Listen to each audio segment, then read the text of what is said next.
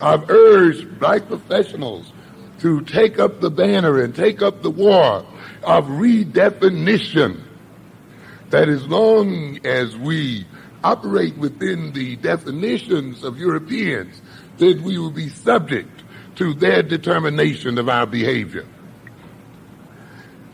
I've talked often about European constants, that is, certain European programs that have not changed since we first met the European and which are not intended to change. That the superficial changes that we are now experiencing are only brought into being to maintain the constancies.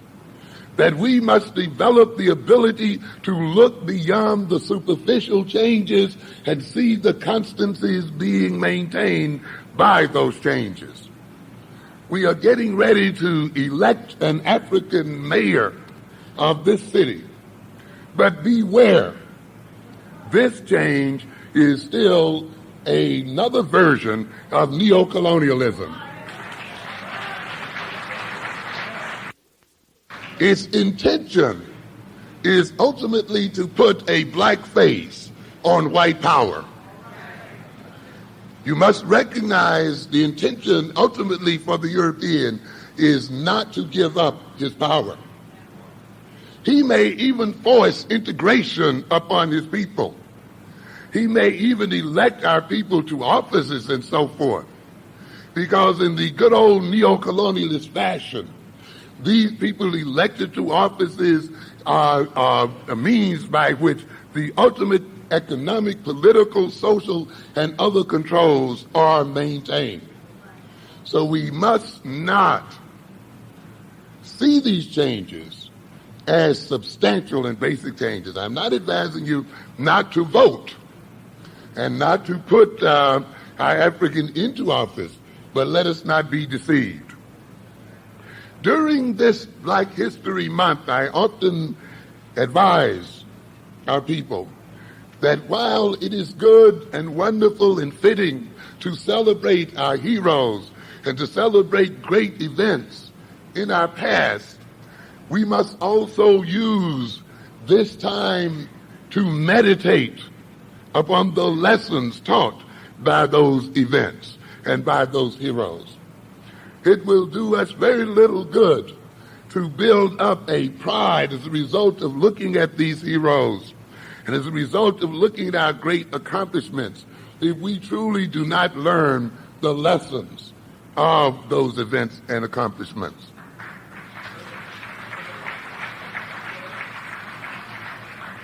We must recognize that in a way we are now undergoing a second Reconstruction period. That this is not the first time we have been down this road in America. Those of you, of course, who read Lerone Bennett's Black Power USA are familiar with that fact. I've often noted how Bennett did not finish that book. Of course, he then talked about what? Black mayors, black lieutenant governors, black legislatures, black voting power, black corporate leaders, black men in the Senate, black men in the Congress. And yet, in the 1870s, when Andrew Johnson changed his program, when the Supreme Court changed its program, our people were disenfranchised, and it took us 100 years to get back to the same point that we were at then. Which means then that a people who can give are people who can take. And simply because we may be voting in a black mayor doesn't say that this is going to go on forever and ever. We voted him in before. And because we did not change the basic power relationship between ourselves and the Europeans, we were disenfranchised. In this context, I often warn that we are not protected by laws. We are not protected by courts. We are not protected by presidential mandates. They are but words on paper. Words cannot protect your interests. the law is only as strong as those who enforce it, and the laws that now so-called protect us are written by our enemies and enforced by our enemies. And the day that they decide that they will not enforce them, the law will be null and void, and they will remain neutral on the books. So that the ultimate thing then is not laws, not civil rights laws and rules, not fair housing laws and rules. I've told you again and again that if one day the European has to choose between feeding his child and your child, I don't give a damn what law is on the books. He's going to feed his first. And you may cite laws and rules, but the reality will be the one with the most power is going to be the one that rules under those circumstances. So that the ultimate goal for African people then is not the placing of laws on books, nor even the election of mayors and governors, but ultimately the building of power so that we can prevent those who would wish to destroy us from doing so, regardless of the laws they may write, regardless of the laws they may enforce or not enforce. We feel that black politics have been mishandled for many years. Matter of fact, it's been mishandled ever since black people started to engage in the so-called American politics, and this was after the Emancipation Proclamation and black Reconstruction. Black people have been misled as far as the definition of political power. That during black Reconstruction, many black people were led to believe that to have a political representative in office would mean also political power. The Black Panther Party has found that this is not necessarily so, that the only way that one can have political power is to have a strong base behind him, and the people are the backbone of this power.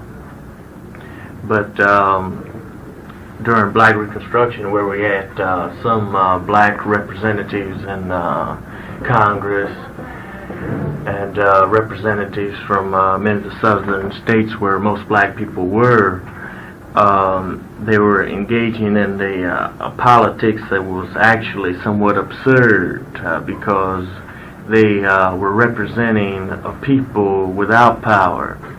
And to explain this, that we would have to examine the nature of the black people's, the black masses' situation in the South at that time. That after Emancipation Proclamation, that black people were offered, or promised rather, land and equipment so that they could provide for themselves. And of course, this land was never given, and in effect, all we were given was these political representatives that were supposed to seek rights and freedom for black people. These political representatives were non-effective for the simple reason that no one had to listen to them in the political arena that they were operating in, because they couldn't offer a political consequence. After they expressed the desires of the people, there was nothing more done. Simply, if the demands were not met, because the people didn't have control of the land or the means of production at the time. So the people, the other people, the white people in the political arena had a power behind them because they owned land, they owned tools for production, and thereby they controlled the land. And these white politicians, when they didn't get what they wanted, or if the people didn't get what they want, whom they represented, then the people would act in such a fashion to deliver a consequence to the general society, and they would do this by not cooperating in, say, some industrial area, or at the time some feudal area, farm area. The farmers, if they didn't feel that they were treated fairly, they simply wouldn't sell their goods on the open market, or on the they would let their foodstuffs right in the field, and try to convince the other people of society that they should be heard. Black people were unable to do this, so they were left at a level of a beggar, because the political representative who was supposed to be representing us would demand certain rights, and after he didn't receive it, that people were forced to be mute because they didn't have the tools to deliver this consequence. Well, this went on for some time, and finally the very political representative was ousted out of office. And I think that after he was ousted out of office, that black people in general remained in primarily the same position that they were in before he went into office. In fact, they even quit voting largely. That's right. They were disillusioned with the political arena completely, and rightfully so, because while the black intellectuals at the time and the representatives, many of them were very equipped. They had been educated in Canada and France and so forth. They were more educated than many of the white people in the South. So the people were disillusioned, the mass of the people were disillusioned with the political arena completely. And matter of fact, they had some reservations about it in the first place, while the black intellectuals and politicians were going around saying that we would get freedom through the vote. Black people were chanting in the days of Jubilee, we'll have 40 acres and 2 mules in the days of Jubilee. And so the people seemed to always recognize where their real power was located. It was the black bourgeoisie or the black intellectuals who were deceived. After this, after black people were put out of the political arena, we were in pretty near the same position as we were even before slavery. In some instances even worse, because we were totally unemployed. And when we were enslaved, we were taken care of, if you can say taken care of, that we did get some food, and we did have a shack to sleep in, but after the white people, the Southerners, didn't need us anymore, we didn't have any place to go. So black people started to, some started to come north to the Promised Land. But to skip a period of time now, I would like to make a correlation between the current happenings, and it seems that history never plays itself over again, repeats itself, but there are many similarities in things that happened in the past and the present. And I'd like to point out Adam Clayton Powell being put out of office in New York, and the people of Harlem, because they have very little control, or matter of fact, no control over any power area, and the power can be really divided, or you can analyze it in a couple. You have economical power or industrial power, and you have feudal power or control of land, and military power. And according to John Hope Franklin, that the reason Black Reconstruction failed was because of a lack of economical and military power. That Matter of fact, shortly after the Civil War, that Abraham Lincoln was very much afraid that if he didn't disarm the black people, that we would engage in guerrilla warfare and really gain our freedom, or attempt to gain our freedom. So we were disarmed. So even at the present time that we lack economical power, feudal power, and military power. So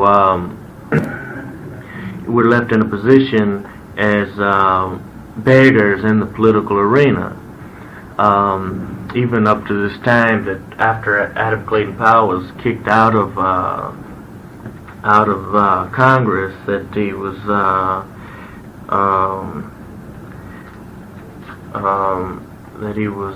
the black people could do little more than voice an opinion about it. And if we were in control of economical power or even military power, we could have engaged and caused a political consequence for the general power structure. But because we've never had this power, there's been little progress as far as towards freedom.